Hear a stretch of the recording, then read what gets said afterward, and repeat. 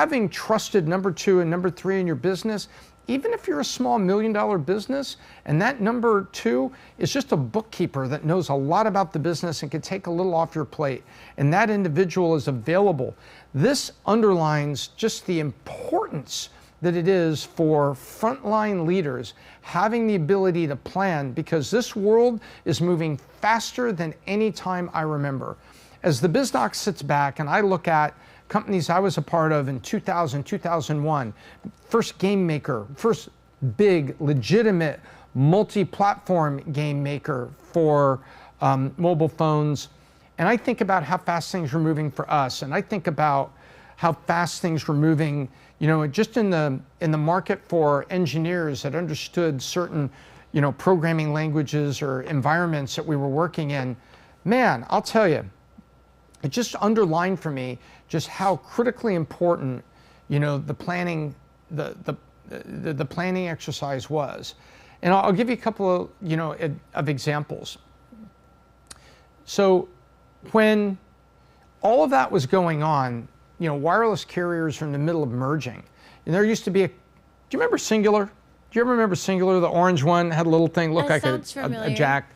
You know, there was Singular, there was small AT&T, there was T-Mobile, there was Nextel. You know, your mom or dad may have had a Nextel phone. They were great construction phones. But they were all getting bought by each other in industry consolidation. And we had contracts with each one to provide games and wonderful utilities for their customers through they called it their vending machine. So they really basically, it was a menu where you could go in and pay by the game, just the way that people used to buy ringtones. And by having a diversity of relationships, when the consolidation happened, you know, we were protected. And you know, when you think of that from the sales standpoint, it was important.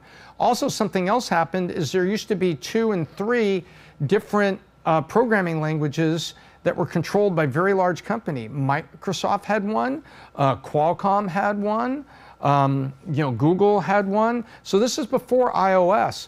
And because we had really good relationships and we were strategic, when one of those that was made, it was called Brew, and it was made by a company called Qualcomm.